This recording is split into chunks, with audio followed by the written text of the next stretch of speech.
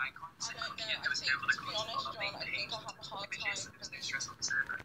The issue is that we have high resolution background images that you can see when you visit the website, so that obviously stressing the server when people come to visit the website. I don't know. I think, to be honest, John, I think I have a hard time believing that. And the reason that I have a hard time believing that is because it doesn't take that much effort. You know what I mean? Well, I mean, I honestly, I'm not here to convince anyone. I honestly don't really care. It's like it's not my responsibility to convince people that my words are true. I wasn't the one managing the service. All I know is that the service did go down. I personally have never launched a website with over 10,000 viewers. You know, like I think we should.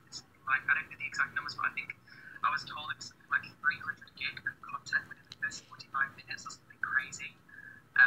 So it's news to me. I don't know a lot about like performance service and stuff like that. Like I could have never set it up myself. Like I have a basic understanding of like SMTP and like transferring stuff onto servers, but even now I can't upload my own code to the server because the way that it's done is it's kind of like instead of having to delete everything, it's kind of just like switched over, so people don't lose like all the details and all the content of the website for a few minutes. Like it's not something that I understand that well.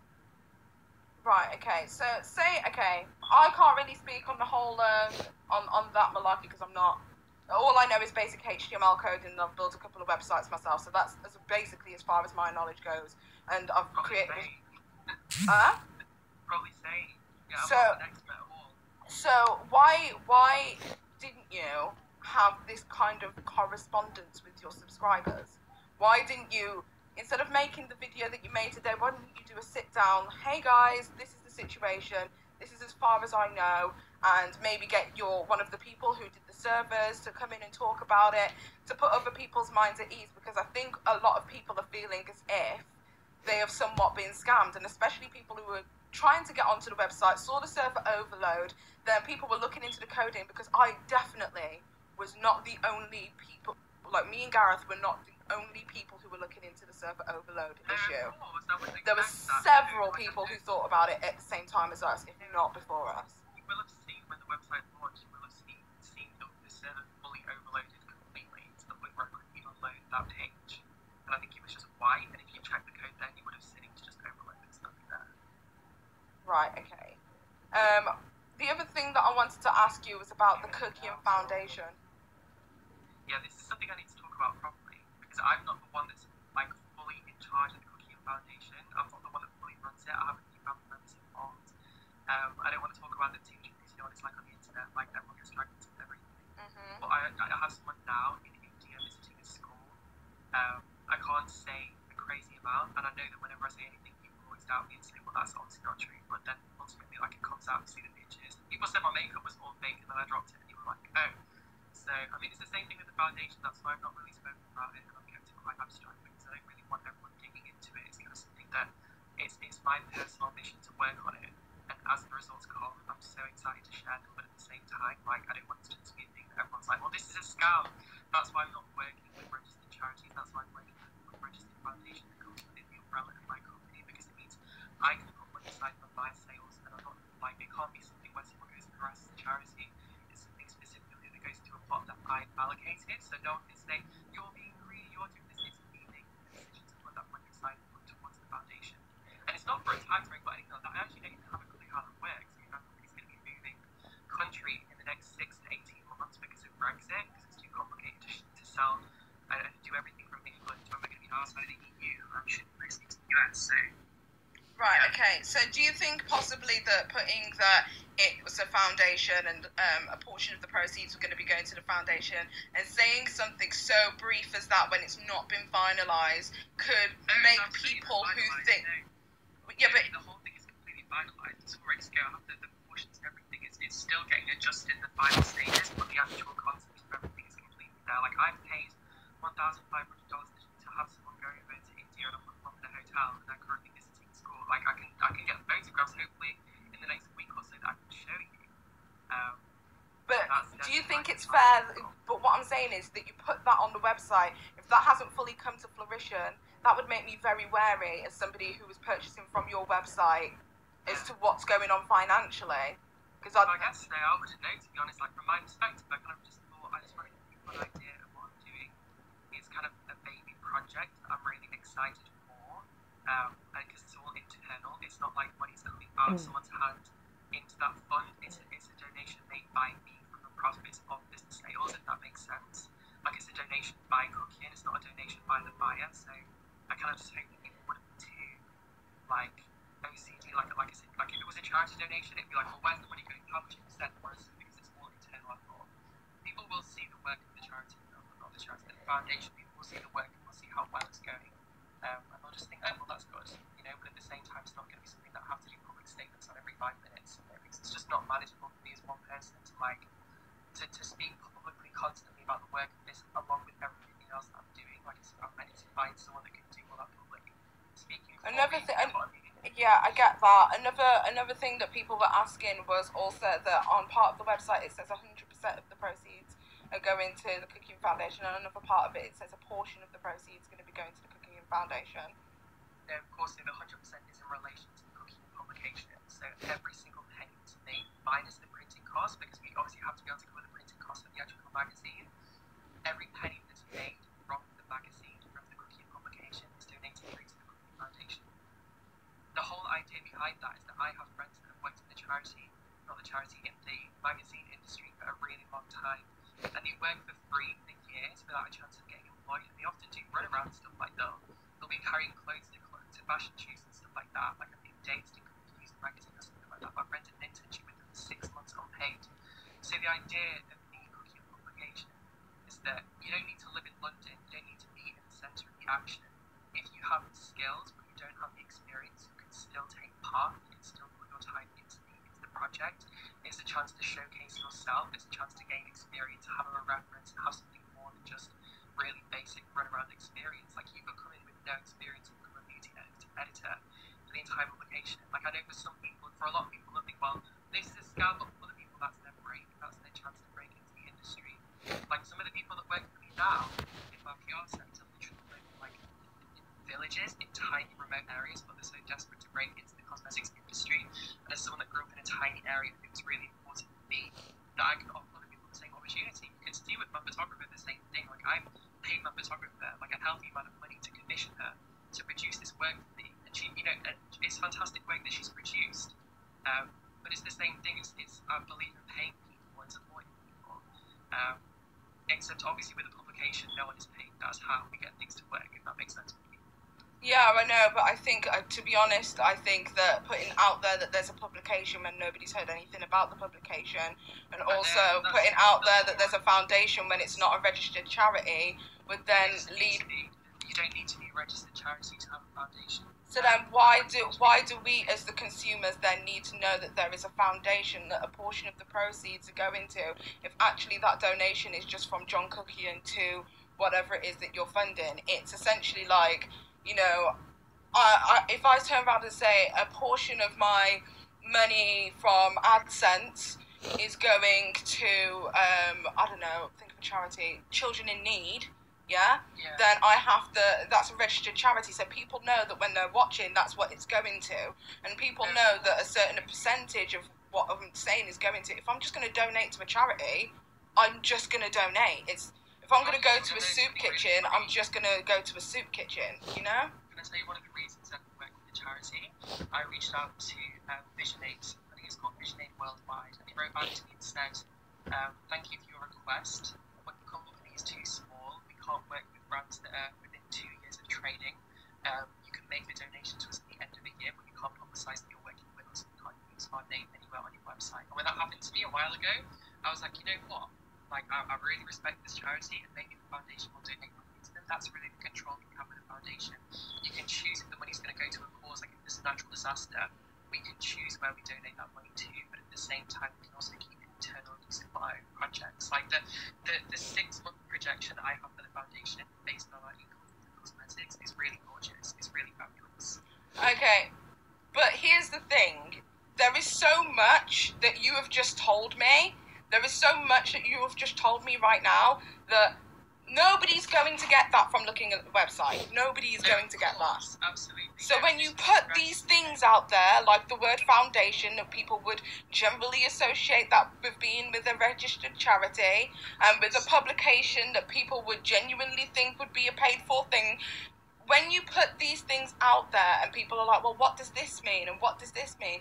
This is the first time you've even given any kind of answers in regards to that. You know what I mean? And anytime anyone has asked him, he blocks them instead of just answering the goddamn question.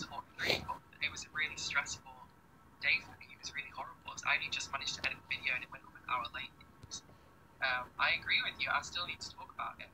What about the ingredients on the website as well? Because that's like an FDA issue.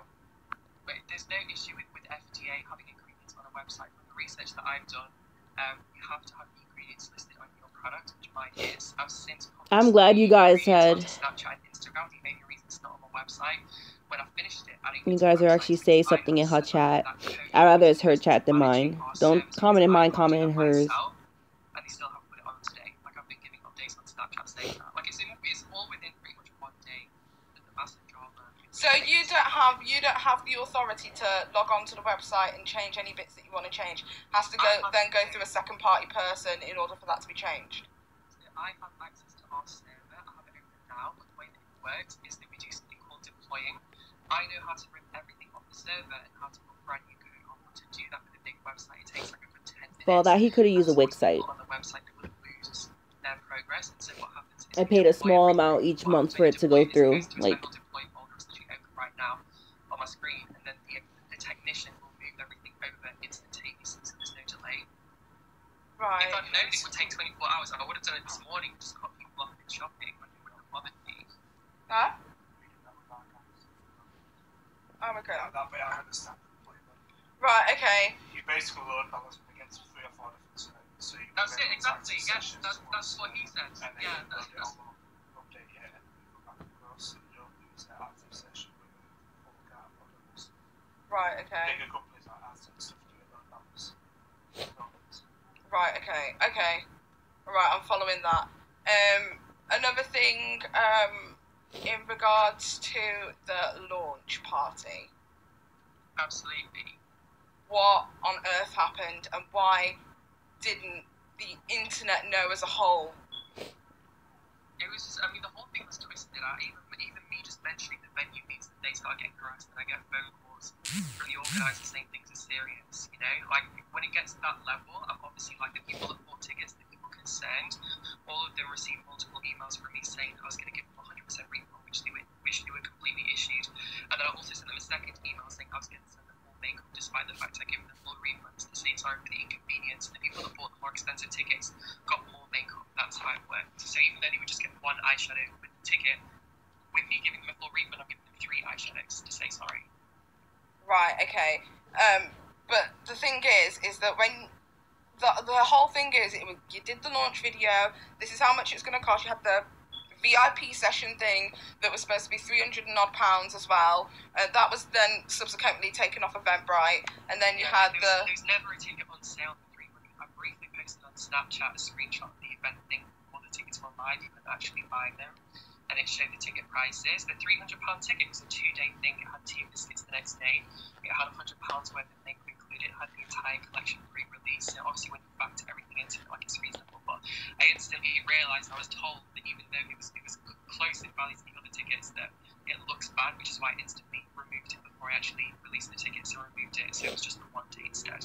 Because you have to remember, some people are flying from America, like a lot of people from America watching me, and they were talking about getting flights, and so I thought, well, it's not realistic to just do a 5-hour event, catch a flight, like, that's not fair. If I can offer something for an extra day and make it really bougie and really fun and make it worth the trip, like, if someone is spending $500 on a flight and then a hotel, why not give a bit extra and give it like a really bougie, nice experience where we can properly hang out and we can go and do something really nice in the day, do you know what I mean? But why wasn't it just up front? Because I'm going to be completely honest, it wasn't just Margot who was contacting the venue. It wasn't just her. I know that there was a couple of other people who contacted the venue. I know Martin Lewis contacted the venue. I contacted the venue. Like, everybody contacted the venue. So I think because you weren't very transparent about that situation, John, I think it led people thinking, well, what the hell's going on? And then connecting the dots and trying to find the answer. I think that that's kind of like a recurring theme, is that when you're not transparent about things, then people start coming to conclusions, putting two and two together. Do you get what I mean? Like, this is difficult for me, and I completely agree with you. I've always done this. I've always had like answers to most things, but I just don't talk about it. Like, I know it sounds silly, but with me, like, I really genuinely do keep to myself, and I'll post my videos, but then things pop up and I think, oh, it's fine. Like, people that know me understand that I don't need to address every single accusation that's brought against me, because it's like a new thing every week, you know. It's like John Cookian stolen his car, John Cookian doesn't pay rent, you know what I mean? It's like a new thing every week. Like, you spoke to me today about the server. I honestly didn't know that I knew that I was getting, like, obviously harassed on social media about the video that was posted, but I didn't know that you felt like it was a big deal. I didn't know that anyone felt like it was a big deal to do with, like, the actual problems with the server. To be honest, John, all I do is I live for the drama. Do you get what I mean? Like, regardless of whether it was you, whether it was Jeffree Star, whether it was some unknown YouTuber or whatever, no matter who it is, I was always going to be like, oh, what the hell? It was always going to be that situation. I think only because it's you, and because obviously I've established myself and my own channel talking about you and this stuff, I don't know why on earth you thought that it was going to be a situation that I wouldn't talk about it. Which situation? No, I have no issue with you talking about situations. The issue is that you literally saw on the same Snapchat run that you uploaded there was an issue with the server and that it wasn't working, but then your video suggests that I'm lying about the whole situation. That video gets, 20, 30,000 views.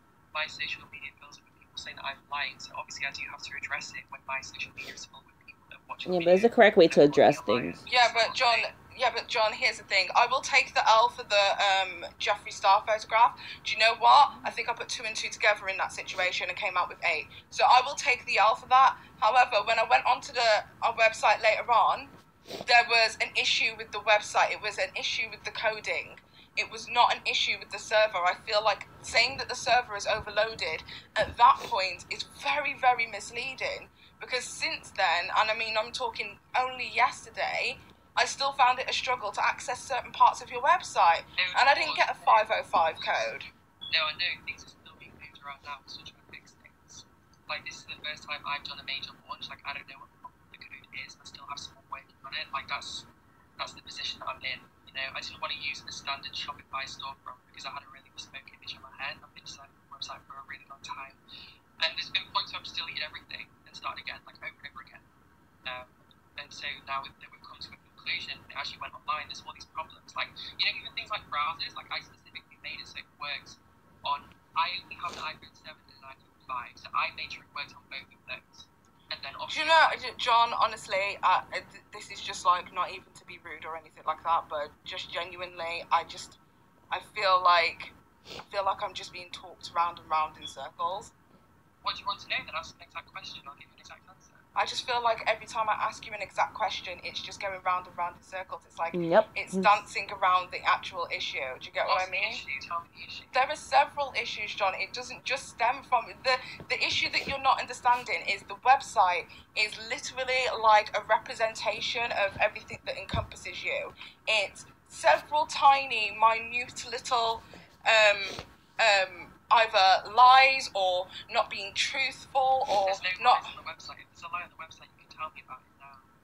Yeah, but it's not about it's Where's hard. The lie? I'm trying to understand.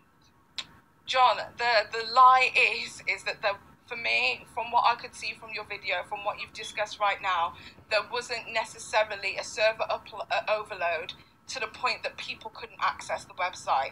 You put that in place because there was issues with the website. But instead of saying, I'm having a few issues with the website, guys, can you just bear with me a couple of minutes? You then decided to lie to your audience, and that is... See, I can hear what you're saying, but it's not correct. The issue was with the server. I can hear what you're saying, but it's not correct. Images. If it was an issue with the website, that doesn't explain why we would quickly remove it from everything. Why can't that just make any sense? Right, That's just a narcissistic sociopath shit kind of obviously thing. because you don't have the ingredients listed on your website. How are people to know that it's cruelty free? It's posted. I mean, it's going to be sold in the UK. You can't sell in the UK without doing meticulous paperwork describing that it's cruelty free. Yeah, but at this very moment At this very moment in time, you've just said that it's going to actually be a struggle to get it into the UK, and certain parts of your products aren't going to be available in the UK for a while. That's because of the cost. That's purely financial. There's no issue with the ingredients of the product. I'm not making products that are non-cruelty free. Everything is cruelty free. It's a strong thing I believe in. I just don't understand why it wouldn't be on the website when that's kind of like pretty much every beauty website has their ingredients listed on there. You know, some do and some don't. Like Marc Jacobs doesn't have any ingredients listed on their website. There's quite a lot of brands that don't. Like, I honestly think it's a thing to do it. The page is minimal. It's very simple. Right, and what about the situation with Peter Mon? Because that was a lot. You know, that's an angry situation. That's me keeping my mouth shut. I said one thing a year ago, and that was it. And then since then, I've kept quiet whilst things have happened, because in my position, no matter what anyone does to me, if I say anything back, I'm automatically a bully, and I've kind of accepted that. Like, even if I say something to defend myself, and then honestly, I'm just pissed off that I was getting made out to me. Like he posted a video, and he shows something that says exfoliate on my website. This is a word that I'm using for the first time in brackets. I explain what it means, like in brackets, and he shows it in his video and says, "Look at the spelling mistake. This is so." Yeah, but to be honest, that was such a small, minimal part of the video. That I think, honestly, from what he was saying, there was a lot more points that you could have taken away rather than the exfoliate thing.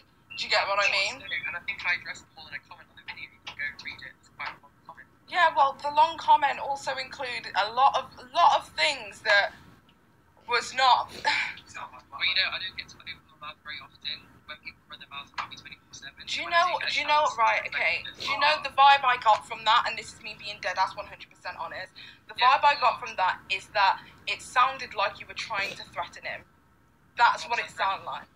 Well, do you want me to show people what the screenshots between, the voice notes between me and you and your partner and your fans would be disappointed? That stuff? That was a lot. I didn't think it was a threat, but I mean, that's open to opinion. I'm not going to argue with you. Right, okay. It's the truth. It's an open situation. It's like he's going to post videos about me, talk about me over the past year. I've literally got things sat in my phone I can post.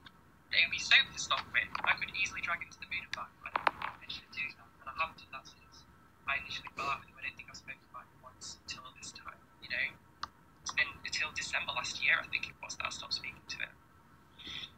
Yeah, okay. In honesty, I was in a bad mood. I was reactionary. I've not been the best. I've just been really stressed with everything that's been happening. There's been so many things. Everyone is pulling me from different directions, asking me. Yeah, but you also threatened Margot with a lawsuit as well. No, that wasn't a threat. That was a matter of fact. Like, if you make things up about a company to damage their reputation, they'll come to you. There's no threat there. We've already spoken to you. But to come for somebody is a threat. What, with Margot? Yeah, absolutely. Even though I make guarantees. Very transparent about the situation. And what is it necessarily that she said or done? This isn't something that I can discuss on the phone because it is being dealt with legally. But everything is there. You can always go and find it. How? It's not in the videos. You can go and watch the videos. Yeah, because all I saw was the soundbite and you saying that you will be taking it further, and then you also being on the internet saying you're begging for a lawsuit. No, of course. I think in this situation, I hope you can understand that when it's legal and it's being dealt with in that respect, I really can't make any statements about that situation. But you can make an open statement about saying that, you know, you're begging for a lawsuit. It's that threatening behaviour again. I wouldn't say that's threatening. Yeah, no, it is. It is. I think it's If somebody says to me, you make a lie about a company, and you can say this will turn into a lawsuit. You continue begging for a lawsuit. That's really matter of fact. yeah, but it was you're begging for a lawsuit. It was a listen. You're saying this, and if it continues, this is the situation. It's you're begging for a lawsuit. It sounds like when my mum goes, you're begging for an ass whooping. You know, it's not funny. I don't find that funny at all. My ass beatings were never fun. You know, I think from your perspective, you're not the one that's had something that you've broken around for a year, dragged a piece of a complete light, you know, and I wouldn't expect you to sympathise, and I was definitely reactionary, and I apologise. It wasn't the way that I sometimes speak I can get very emotional and very upset by things, and then I often have to reel myself in. Sometimes it pops, sometimes it doesn't. Most of the time I really keep it in. So what do you think in regards to all of the stuff that you've said in the past about Jeffree Star and Jeffree Star Cosmetics? I don't understand what you mean. When we've covered Jeffree Star Cosmetics, we've covered a genuine scandal about ads and packages. Do you know what I mean? Fair enough, the sexified liquid lipstick smell absolutely disgusting, and it did smell like flammable chemicals. No question about that. There's hundreds of other people that had the same experience. I think I didn't realise at the time that all the chemicals are flammable. Now I know there's other forms, not all of them, but they're also flammable. Other than that, though, I can't think of anything. Whenever I've covered a story regarding Jeffree, yes, I might have gone in on it, but I've always covered the facts. I've never tried to intentionally, massively manipulate a situation to make someone look bad. Like some of the No one's saying anything about you manipulating a situation. You're saying that. But that was the whole. To be honest, the one thing that really got me was the comparing him to Hitler thing. That was way, not even slightly funny. Absolutely, I know a lot of people were upset about that. That was a long time ago. I made the video and I apologise for it. I was talking about actions in terms of forgiving people. It's definitely an extreme, inappropriate example, and I just apologise for that. Right. Okay. When was this apology? Because I actually don't remember this. I think it was in the video after I got back from Paris, because I went to Paris just before I posted that video, just after I posted that video. So as soon as I got back and spoke about it. Right. Well, I think, to be honest, I think this is going to be a situation where we're going to have to agree to disagree. On which situation? In terms, to be honest, all of it. In terms of a lot of things, to be honest, I feel like I get a vibe that you're very, very good at speaking around the situation, and I feel like you're not asking me direct questions, though. Well, I did. I've asked you direct questions before. I asked you a direct question previously, privately, when I've spoken to you about the WaterAid scandal, etc., and didn't get a direct response. I asked you a direct question in regards to that young lady that was put on blast on your Snapchat. I didn't get a direct answer for that either. There's lots of direct questions that I'm giving you, and it just feels like... You can always tell me. If I ever give a response and you don't think it's direct, please tell me. But, I mean, John, I sent you a message and said, listen, you got an issue, let's have a conversation. You didn't even respond. You saw it, you read it. I didn't have an issue to resolve with you. I had an issue that I needed to resolve with my profile because of a video that you put online. I didn't have... Me resolving an issue with you isn't going to change the fact there's a video on YouTube that's leading to my social media calling me a scammer and saying that I've lied about my service crashing. Right. Okay. It's defense. Do you understand that? Like, us having an issue, we would have a conversation. When you publicly say something about my brand, I'm obviously going to have to go and say something, backing up that it's not true if it isn't true. Like, that's just a matter of fact. Do you want to just ask the question? Because I'm not going to... Yeah, this is Gareth, by the way. Right at the beginning of the conversation, nice to meet you too. Right at the beginning of the conversation, you said that you edited the website yourself to say that the server was overloaded. You've then gone on to say later on in that conversation that you don't actually have access to the servers and you have to give it to someone who's working on behalf of you to update websites. So that's incorrect. What I said precisely was that when we're changing the server information, we do it through deployment, but I don't need to do a deployment when the only thing on the server was the splash page. It would take 30 seconds to delete the splash page and move the new code over. The only reason that we're now doing deployment, which I don't have access to, is because we have people currently shopping on the website, whereas surprisingly, I understand the whole having to explain oneself, because I do all the time. But this whole You edited all the servers and you had it on there because you must have had more than one server. explaining around thing is just irking ever-loving nerve. Like 3 or 4 servers by hand yourself. I don't do multiple servers. I just have a command console that I've been given. I put files on and off, and an FTP. Yeah. So, but that will only update one server once. That unless you update the deployment file, then that will update the deployment file. What's your question? Sorry. So basically, at the beginning, you said you updated the server splash screen. If you have more than one server, you would have to update each individual server by yourself. If you didn't have the deployment file. You don't have to access each individual server to change the code. By FTP, you would do because. Well, you can honestly speak to my technician about this. I'm not going to argue with you.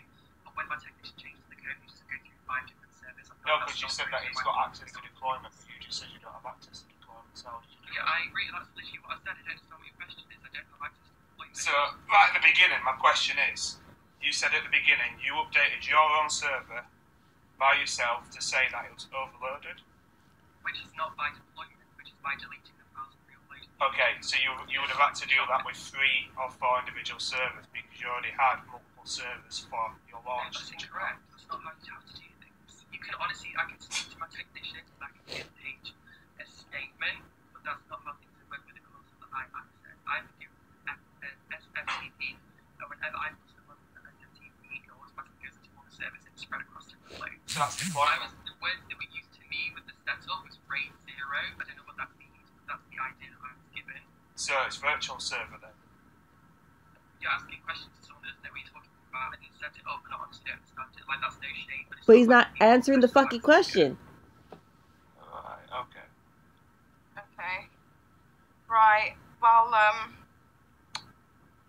yeah, well, I think that's that. Okay.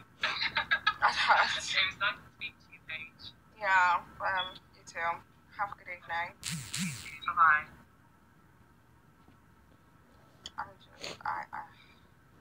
I'm just disappointed. I'm so disappointed. Girl, I feel you.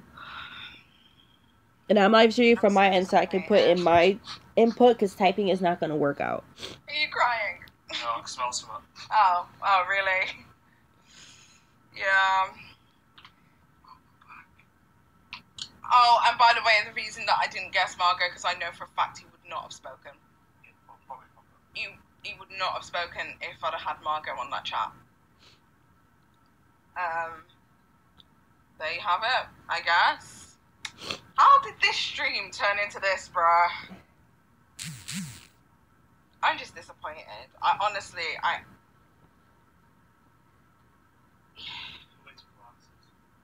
Do you know what?